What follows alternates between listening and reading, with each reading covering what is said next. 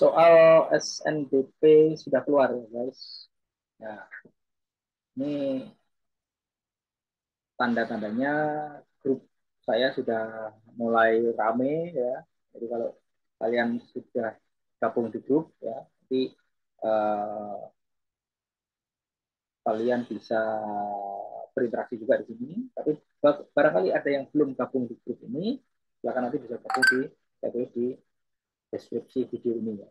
Jadi di grup ini sudah ada 1.000 lebih ya, kayaknya 1.600-an ya sekarang itu member apa namanya yang gabung di situ dari video-video sebelumnya ya. Nah di grup itu sudah mulai rame, kalau sudah soalnya sudah keluar seperti ini sudah banyak sekali diskusi-diskusi di sana. Nah dari diskusi-diskusi itu banyak yang menanyakan, Pak kapan akan bongkar soal lagi, karena dari video-video 2 tahun saya yang lalu video bongkar soal ini yang banyak uh, yang menonton gitu ya. Artinya kayaknya banyak sekali mungkin adik-adik atau teman-teman yang galau ya, sudah ada soal gimana nih caranya mengeksekusi soal ini, bagaimana strateginya seperti itu. Nah ini sebagai video awalan aja, karena di tahun-tahun sebelumnya saya membuat video aja seperti ini ya, tapi nggak detail gitu. Nah di sini saya akan membuat webinar khusus untuk membedah soal ini atau membongkar soal ini gitu ya. Jadi bukan membocorkan soal, kalau membocorkan soal itu kan soalnya dirahasiakan lalu dibocorkan gitu, lalu ditujukan gitu. Kalau sekarang kan soalnya sudah open, lalu bagaimana kita membongkarnya, bagaimana soal tadi bisa kita pahami lalu kita buat menjadi sebuah strategi. Jadi nanti kita akan membuat webinar. Terus juga kemudian selain webinar, di tahun-tahun sebelumnya saya hanya membuat channel video ini aja. Lalu saya buat Udemy version.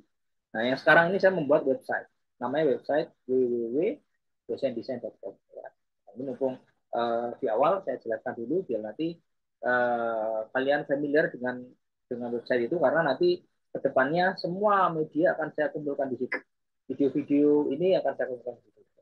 Kalau di YouTube itu lebih ke mengarahkan, ya, mengarahkan atau memberikan gambaran umum. Ya. Setelah nanti kalian ingin belajar lebih detail, nanti kalian bisa ke dosendesain.com. Di situ juga ada e-course. Ya. E-course itu karena banyak sekali dari video-video sebelumnya, banyak sekali yang kontak saya minta kursus gitu. Lalu pertama sebelum kursus saya lihat dulu karyanya. Itu karena baseline istilahnya. Jadi kayak mulainya dari mana, misalnya dia itu sudah punya basic seperti apa. Ya. Setelah saya lihat hampir semuanya yang kontak saya itu mereka itu basicnya masih lemah, ya, jadi lemah ya. Masih lemah itu untuk mengejar waktu yang pendek itu sangat susah. Di sisi lain saya juga nggak bisa nerima semuanya. Gitu. Jadi banyak sekali yang kontak saya karena ya tadi saya di subscribers Indonesia sudah 4.000 lebih ya, hampir 5.000. Kemudian di apa namanya di grup itu juga 1.000 lebih gitu. Nah, ketika mereka berkomunikasi dengan saya, uh, susah bagi saya untuk melayani semuanya. Nah, itulah kenapa saya membuat e-course. E-course itu adalah terutama untuk yang basic, untuk yang pemula, uh, di mana mereka nanti bisa uh, belajar step by step dari nol. Mulai cara menggaris, kemudian cara mengarsir, membuat reproduksi manusia sampai ke pembuatan. Nah, intinya itu nanti silakan lihat juga di deskripsi, nanti akan saya tulis linknya. Sama juga ya di dosendesain.com ya.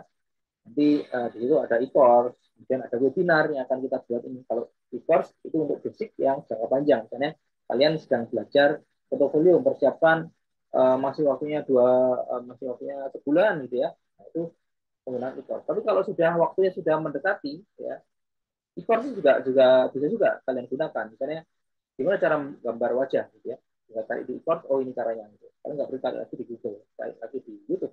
Karena sudah saya ramu di situ, saya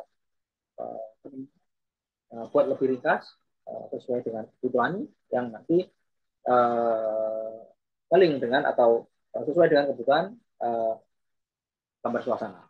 Jadi kalian misalnya kalau kalian carinya random di YouTube paling Bagaimana cara menggambar itu? Nanti ada yang versi komik, ada yang versi animasi, ya, versi realis, versi pelukis ekspresionis, atau susah. Nah, ini saya fokuskan nanti di khusus untuk gambar suasana, ya, atau bukan gambar portofolio.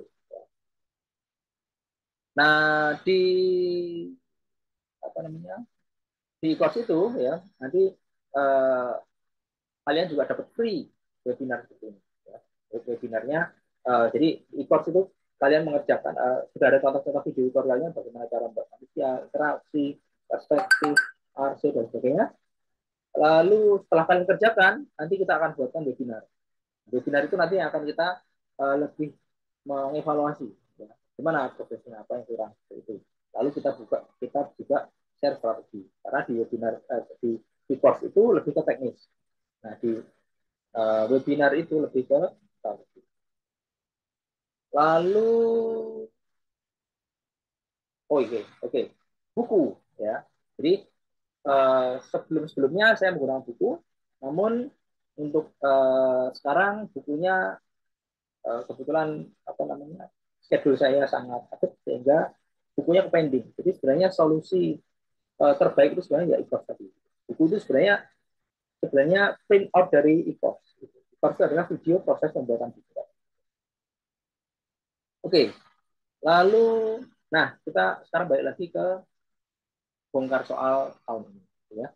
Jadi dari tahun ke tahun, oh ya saya barangkali ada yang belum pernah uh, menyimak channel saya, ya. Jadi saya latar belakang saya sebenarnya saya dosen, lalu saya punya pengalaman menilai, menilai portofolio mulai dari tahun 2008,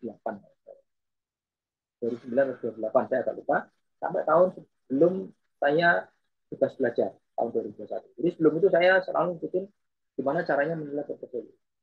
Nah, disitulah saya membuat formulasi, ya, bagaimana caranya menilai portofolio yang akan saya share, yang selalu saya share di channel saya, di sosmed saya, di webinar nanti. Ya. Nah, strategi-strategi yang saya buat itu berdasarkan pengalaman sebagai penilai. Ya. Jadi banyak sekali yang saya lihat di sosmed, ya, di Twitter, di IG, ya, di TikTok itu. Kadang juga ada webinar yang apa namanya saya diri juga, banyak sekali yang hanya mengira-ngira aja. Oh, kamu gambar itu harusnya gini. Itu memang ada benernya juga, tapi ada yang bukan nggak benar ya, tapi lebih ke nggak penting gitu. Nah, di sini di e-course saya, di webinar saya, di apa namanya, di video-video saya selalu mengarahkan ke bagaimana membuat foto menurut kriteria penilai. Jadi beda kan kriteria penilai. Penilai itu harus bisa menjadikan karya itu sebuah angka. Sementara kalau kita hanya sebagai apresiator, kita mengapresiasi seni, kita hanya, oh ini bagus ini. Kita melihat lukisan ini ya, ini bagus, ini kurang apa seperti itu. Nggak keluar angka. Nah, penilaian itu butuh angka. Nah, disitulah nanti yang akan saya bahas, atau selalu setiap video saya akan selalu membahas tentang scoring. Saya selalu mengarahkan bagaimana kriterianya, bukan subjektivitas, bukan apa kata saya ini bagus ini enggak, tapi ini bagus itu seperti ini kriterianya. Karena penilaian nanti akan seperti itu. Ya, nah contohnya, misalnya banyak sekali yang bilang ya itu ini bilang bahwa gambar suasananya itu intinya 5W1H. Nah, bocorannya sebenarnya waktu saya menilai, saya dulu pernah menilai, 5W1H itu hanya sepersekian dari kriteria penilaian. Masih banyak lagi kriteria-kriteria. Jadi kalau misalnya kita hanya mengejar 5W1H, mungkin ya dapatnya hanya misalnya katakanlah 10 nilai aja. Sementara di situ masih banyak lagi kriteria-kriteria yang lain. Oke, biar lebih jelas, saya akan langsung ke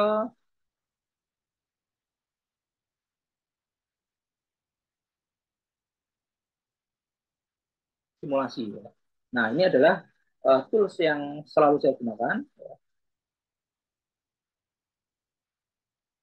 saya sebut sebagai portofolio kanvas. Kalau tahun lalu saya memberi nama portofolio creative brief ya. Kayak terlalu panjang, saya lebih persingkat ya.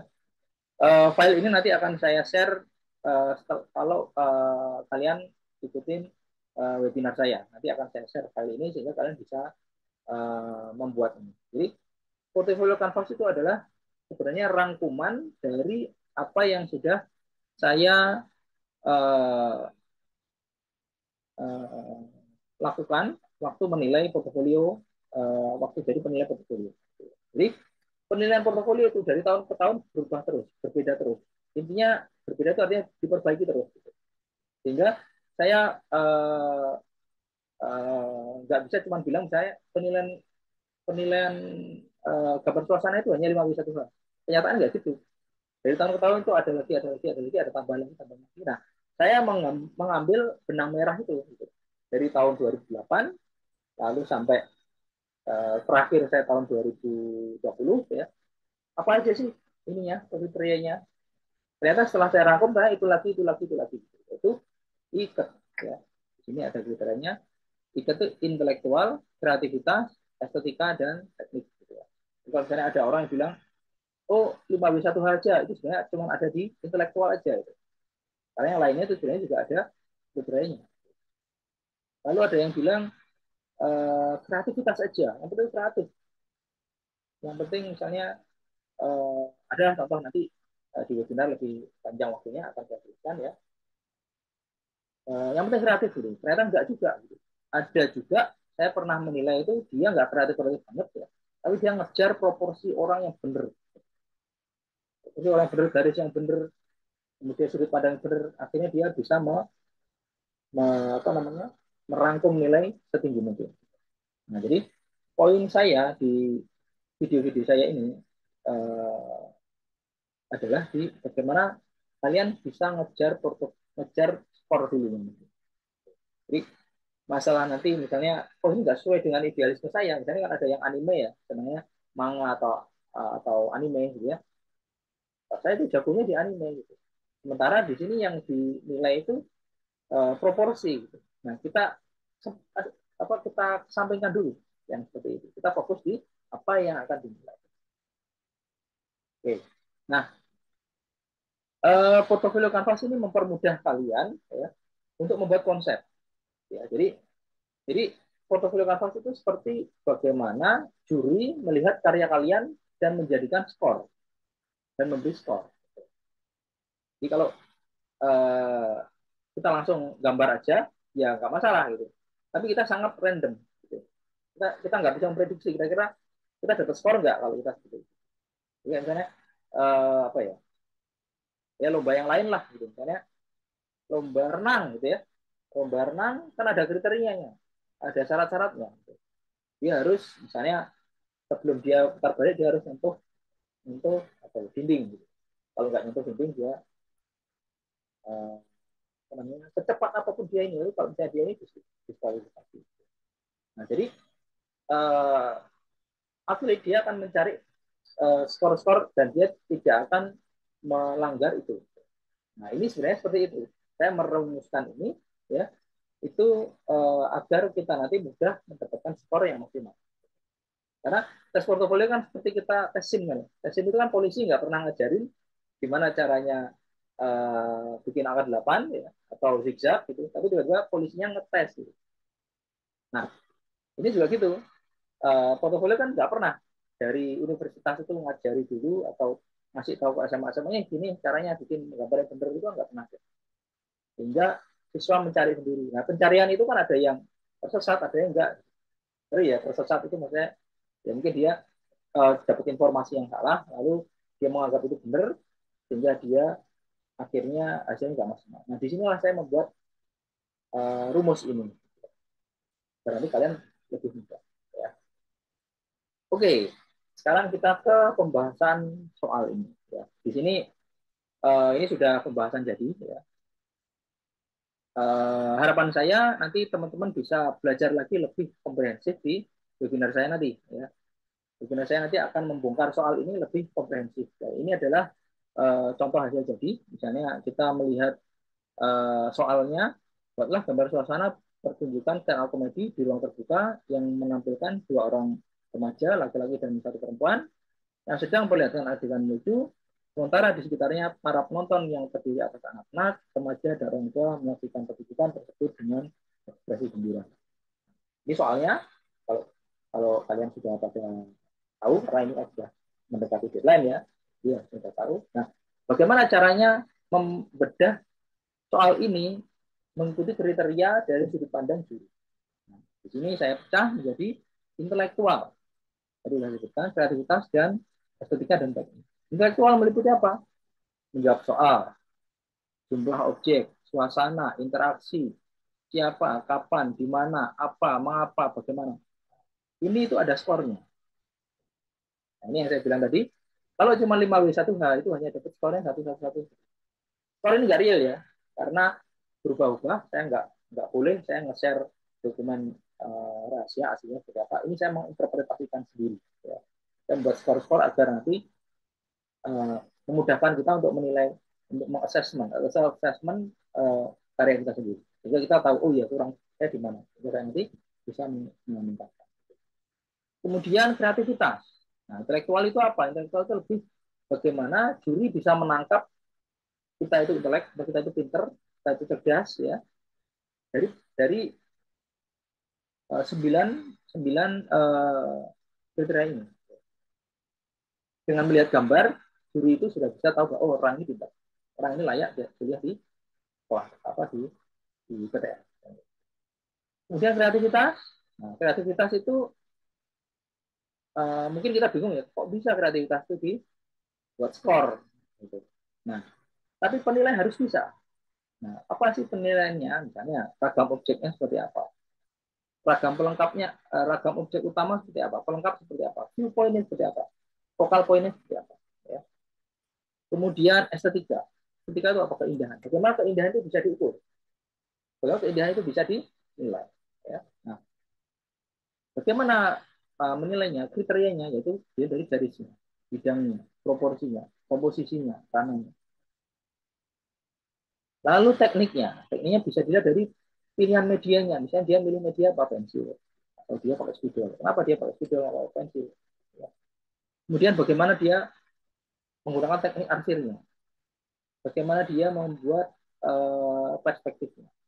Nah, itu adalah bagian dari teknik. Jadi, nggak bisa gambar suasana itu semuanya bagus, tapi perspektifnya jelek, perspektifnya salah. Itu nggak bisa. Jadi, semua ada skor-skornya, semua ada bebas. Kemudian yang bawah ini adalah karya bebas itu juga gitu. Nah, ini bedanya dengan tahun 2024 ini. 2024 ini kan sudah nggak ada deskripsi ya. Nah, tapi penilaian deskripsi itu saya nggak tahu nanti penilaiannya seperti apa. Ya. Tapi prediksi saya penilaian deskripsi itu nanti akan dimasukkan ke dalam karya. Artinya, misalnya di sini ada kriteria karyanya sesuai dengan jurusan, ya.